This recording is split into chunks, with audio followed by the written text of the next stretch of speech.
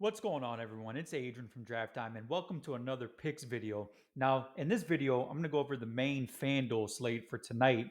We got a little 4 game slate, so let's go ahead and get right into it. So, right off the bat, there's some key guys out tonight, and that's going to be Joel Embiid and Julius Randle are out.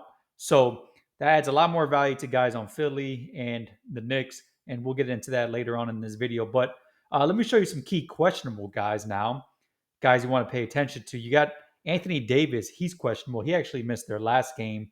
And then LeBron's questionable. I expect LeBron to play. Not so sure about Anthony Davis. Then you got Halliburton. He returned last game. He's questionable. Not sure what's going to happen there. There's a little bit of controversy going on there with whether or not he makes an all NBA team and how that's going to impact his future contract, because if he doesn't play 65 games, then he can't make an all NBA team. So some controversy going on there. So I'm not really sure. If you guys have more insight, feel free to let me know. But yeah, not sure what's going on with that. And then you got Tyrese Maxey. He's questionable. He missed their last few games. But I do expect him to play tonight. I do expect him to make his return, which makes him incredibly valuable with no Joel Embiid going against the Jazz. Then you got Jalen Smith, John Conchar, Batum, Benedict Mathurin. So these guys are questionable. So you want to pay attention to all those guys. But let's go ahead and take a look at the top value plays for tonight. And the top value guy, that's going to be Tyrese Maxey for the reasons I mentioned earlier. Noah Joel Embiid going against Utah, who actually allow the third most fantasy points to opposing point guards. Then you got Brunson. They raised his price to 9,900. He's on a pretty decent stretch right now. His last 3 games, he had 56, 48, and 49. And with no Julius Randle going against this Pacers defense, which is awful, we have him projected for 50 fantasy points tonight. And then you got Jaren Jackson. Basically, the whole Memphis team is out, so there's a lot of value there for him. And then Josh Hart and DiVincenzo, for the reasons I mentioned earlier. No Julius Randle tonight for the Knicks, and they're going against the Pacers' awful defense. And then you got these Philly guys, Tobias Harris and Paul Reed, with no Joel Embiid. So, yeah, those are going to be your top value guys.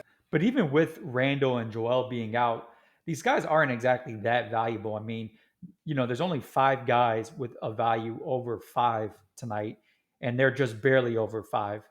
All right, now before I get into the games, I want to show you my top sleeper play for tonight. And this is just one angle you might want to take in 1 or 2 lineups. I'm not going crazy with this because there's definitely some downside risk. But what I'm going to do is I'm going to fade Paul Reed, who's going to be getting the start for Joel Embiid. And I'm going to lock in Mo Bamba at 4,200, because if Paul Reed has a bad game, Mo Bamba can easily outscore him. And he's $2,000 cheaper. Mo Bamba's only 4,200, and he's coming off a decent game last game against Portland, finished with 23 and a half points in just 18 minutes. So that's one angle I'm going to take. And another angle I'm going to take is the optimizer actually ends up picking up Colin Sexton. So what I'm going to do is I'm going to fade Sexton, and I'm going to lock in Jordan Clarkson into a couple lines, because Jordan Clarkson is going to be a lot less owned than Sexton, and he's coming off of pretty bad games. He's on a really, really bad 3 game stretch, which is why he should be pretty low owned. So I'm going to fade Sexton for Jordan Clarkson in a couple of lineups. So those are some kind of sleeper plays for the night.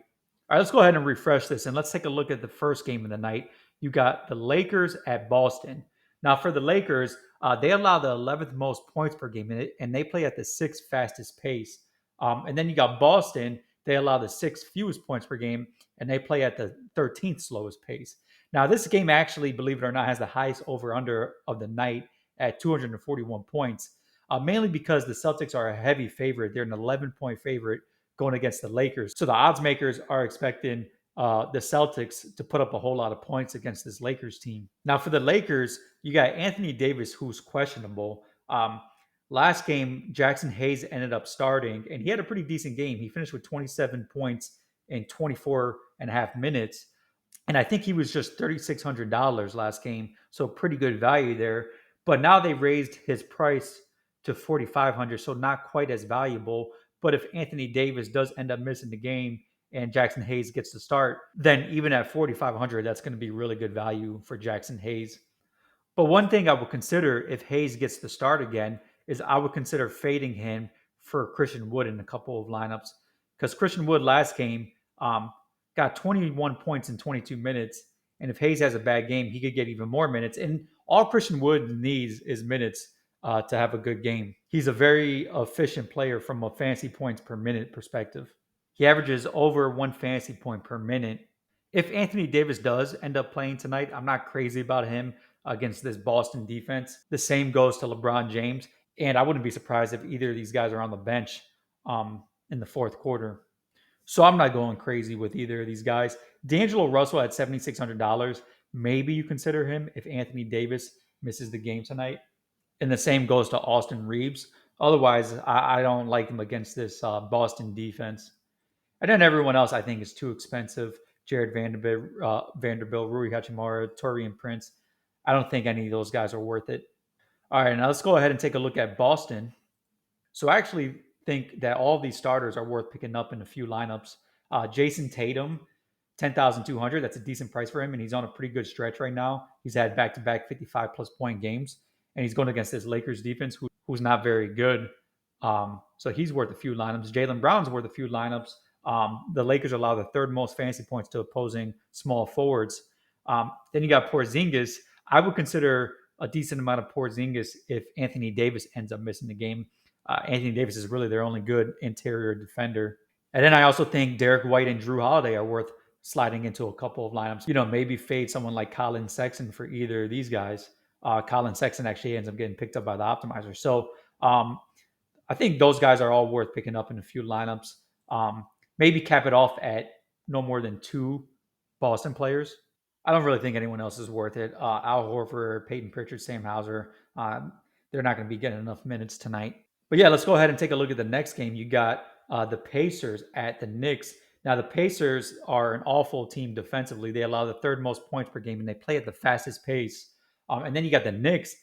They allow the second fewest points per game, and they play at the third slowest pace. Now, for Indiana, you got three key guys who are questionable: Halliburton, Benedict Mathurin, and Jalen Smith. So you want to pay attention to that. Now, Siakam, I would definitely consider him if Halliburton ends up missing the game.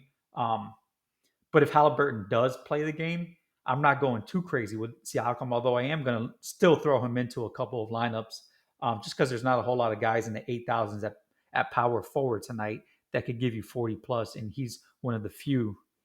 Now, Halliburton, if he does play, I'm not crazy about him against this Knicks defense, but it's worth at least a shot in one or two lineups now that his price is down to 10,000, which is pretty cheap for Halliburton. But like I said, there's a whole thing going on with his contract, so who knows if he's even going to play. Now, for Miles Turner at $6,800, I would say absolutely if Jalen Smith ends up missing the game. That's going to mean a whole lot more minutes for Miles Turner, and $6,800 is a pretty good price at that point. So I would lock him into a few lineups if Jalen Smith ends up missing the game. But if Jalen Smith ends up playing, I don't think it's worth it. They split minutes too much. Then you got Aaron Nesmith, who's coming off a monster game last game and is on a pretty nice 3-game stretch here. But I think $6,300 is pretty expensive for him now. Maybe if Halliburton and Mathurin end up missing the game, maybe you throw in some Nesmith. Maybe you throw him in just in case he gives you another 40 plus point game. But I'm not going to go crazy with him unless Halliburton and Mathurin end up missing the game, in which case his projection will probably shoot up to the low 30s, and he'll probably be pretty heavily owned. Buddy Hield at $5,600. Maybe you throw him into a couple if Mathurin ends up missing. Otherwise, I'm not crazy about him. And then Mathurin, if he does play, he's definitely worth a few at 5,300. He's coming off a pretty decent game, 37.9 points, but I'm not going crazy with him against this Knicks defense. Then you got Andrew Nembhard, $6,200. They raised his price. I'm not crazy about him at this price against the Knicks team, but maybe if Halliburton misses, you do throw him into a couple lineups. Jalen Smith, I'm not crazy about if he does play. I mean, he splits the minutes with Miles Turner, so I'm not going to go crazy with him. And that's pretty much it for this team. I don't think anyone else is worth picking up. TJ McConnell's not really getting that much minutes, even without Halliburton. So yeah, no one else really worth picking up. But let's go ahead and take a look at the Knicks now. So for the Knicks, like I mentioned earlier, they're without Julius Randle. You got Jalen Brunson at $9,900. We have him projected for 50 fantasy points, and he actually doesn't end up getting picked up by the optimizer. So I'm definitely going to lock him into a few lineups because he's definitely worth it tonight going against this Pacers defense. Then you got DiVincenzo, who's coming off a monster game last night, or actually 2 nights ago, finished with 60 points. And the game before that, he had a pretty good game, 43 points. So his price ended up getting raised to $7,200, which is still pretty decent value, but that definitely makes him a good candidate to get faded. And I wouldn't mind fading DiVincenzo for someone like OG Anunoby, who is $100 cheaper. And let's face it, OG Anunoby is the better player. So that's an angle I would take. And then Josh Hart, they raised his price to 6,500. He's coming off of two pretty good games with no Julius Randle, 46 and 31.9 points. Now, what I would do is I would make sure that I'm not picking up DiVincenzo and Josh Hart in the same lineup.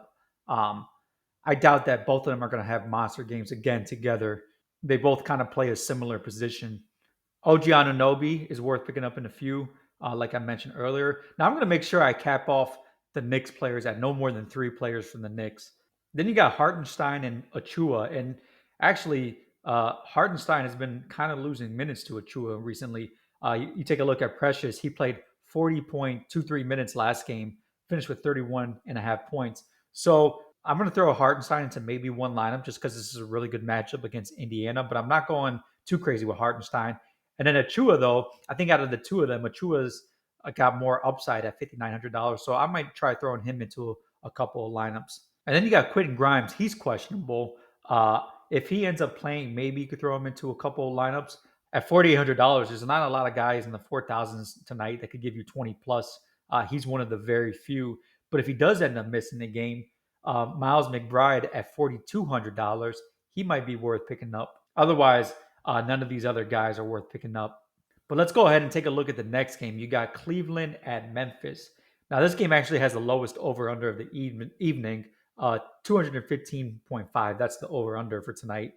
You got Cleveland. They allow the third fewest points per game, and they play at the eighth slowest pace. And then you got Memphis. They allow the 12th fewest points per game, and they play at a pretty average pace. Now, for Cleveland, I'm really not crazy about a lot of Cleveland players. Because you got Mobley and Garland who have returned, and they're going against a pretty good Memphis defense. And this should be a low scoring game. So, really, the only guy I think that's worth picking up in a decent amount of lineups is going to be Donovan Mitchell at $10,000, 300. He's coming off a monster game, finished with 71.2, and he's on a really good stretch right now, averaging 55.8 over his last 5 games. So, really, I don't think anyone else besides Donovan Mitchell is worth picking up from the Cavs. You know, if you want to pick up Evan Mobley or Darius Garland in the 7,000s, then go ahead. But I'm not going to go crazy with those guys. All right, now let's go ahead and take a look at Memphis. Now, for Memphis, pretty much everyone is out, which is why there's pretty decent value on this Memphis team. But like I mentioned earlier, Cleveland's a pretty good team defensively. So that's the reason why there's not even more value. Now, if John Conchar ends up missing the game, that'll add a little bit of a boost to all of these guys, but not too much. But I think it's worth picking up a little bit of Jaren Jackson, a little bit of Vince Williams, a little bit of Aldama, Gigi Jackson, David Roddy. You could pick up a little bit of these guys. I'm not picking up more than two of them. Um, Scottie Pippen is going to be worth picking up. He should end up as the starter. And once he gets listed as a starter, you'll see his projections shoot up a little bit. So he's worth picking up. But I'm not going any more than two Memphis players against this Cleveland defense. But yeah, that takes us to the last game of the night. You got Philadelphia at Utah. Now, the 76ers allow the 11th fewest points per game, and they play at a pretty average pace. And you got Utah, they allow the eighth most points per game, and they play at the seventh fastest pace. Now, Tyrese Maxey, Tobias Harris, and Paul Reed, all three of these guys end up getting picked up by the optimizer. Now, as far as Maxey goes, it's kind of hard to fade him at $8,700 with this really good matchup and with no Joel Embiid. But if you were to fade him, maybe you could do it for one of those Boston point guards in the 7,000s, either Derek White or Drew Holiday. Otherwise, I really don't see anyone else worth fading Maxey for. And the same goes to Tobias Harris with no Joel Embiid tonight. $7,700 is a pretty good price. And there's not a whole lot of guys in that price range that could give you this kind of productivity tonight. Maybe you consider fading Tobias Harris for Kelly Oubre, who's $1,600 cheaper, and he's logging pretty big minutes, 39 minutes, 31, 34 minutes. So that's really the only guy I would consider fading Tobias Harris for. I don't think it's worth fading him for many other guys tonight. Then you got Paul Reed, who's going to get the start. He's $6,200, which is pretty expensive for Paul Reed, but he did have that 53-point game on the 27th that Embiid ended up missing, and he followed that up with a 29.7-point game against Portland without Embiid. So pretty good value going against Utah, who allowed the seventh most fantasy points to opposing centers. Now, like I mentioned earlier, you could try potentially fading him for Mo Bamba, who is $2,000 cheaper. And if he has a bad game, Mo Bamba could easily end up getting a decent amount of minutes at $4,200. Or maybe you consider locking in one of those power forward slash centers at the center spot and fading Reed that way. Maybe someone like Porzingis if AD ends up missing the game, or maybe Siakam, you could throw him into the center spot if Halliburton ends up missing the games, or maybe someone like Achua you could throw into the center spot. So those are some possible Paul Reed fades. Kelly Oubre at $6,100, he's worth picking up in a few, and it's also worth potentially fading Tobias for him, like I mentioned earlier. Pat Beverly is only worth picking up if Maxey ends up missing the game. If Maxey does miss the game, you'll see Beverly be very heavily owned, and his projection will probably be in the 30s. Batum is questionable at $5,400. I don't think that really changes much. Maybe Kelly Oubre becomes slightly more valuable if Batum ends up missing the game. Otherwise, I don't think it's going to change much if he does uh, end up missing the game. But if he does play, is he worth it at 5,400? Maybe in one or two lineups because he plays decent minutes, but he's coming off of two atrocious games. So I'm not going to go crazy with Batum. And then no one else really worth picking up on the Sixers. But let's go ahead and take a look at Utah. Now for Utah, you got Lauri Markkanen. He had two really good games against two bad defenses, and then he followed that up with two bad games against two good defenses. Now tonight he's going up against Philly, who have a pretty good defense, and Tobias Harris is a pretty good defender. So not a very good matchup for Markkanen. Maybe you consider throwing him into one or two lineups just because he can give you 50, but I don't think this is a good matchup for him. You got Colin Sexton, who's on a pretty good stretch right now. He's averaging 36.29 over his last 10 games. And he actually ends up getting picked up by the optimizer. And I talked about earlier potentially fading him for someone like Jordan Clarkson, or potentially fading him for one of the Boston point guards, Drew Holiday or Derek White, who are in the same price range. But besides that, I mean, it's pretty decent value at 7,300, a guy who could give you in the mid 30s. And then you got John Collins, who is also on a good stretch. He's averaging 35.48 over his last 5 games. So he might be worth throwing into a couple lines, but I'm not going crazy with him against this Philadelphia team. And this is a pretty bad matchup. And everyone else is too expensive on Utah. But yeah, let's take a look at that lineup that I ran earlier just to see what we're working with. And we got Colin Sexton, Tyrese Maxey, Dante DiVincenzo, Kelly Oubre, David Roddy, Tobias Harris, Josh Hart, G.G. Jackson, and Paul Reed. So four Sixers players with no Joel Embiid going against Utah tonight. You might want to consider capping that off at 3. But yeah, that's pretty much it for tonight. This is definitely going to change before lock with all these questionable guys. So make sure you sign up to drafttime.com. You can sign up for a free 7-day trial and update your lineups tonight. But yeah, let me know what you guys think, and good luck to everyone.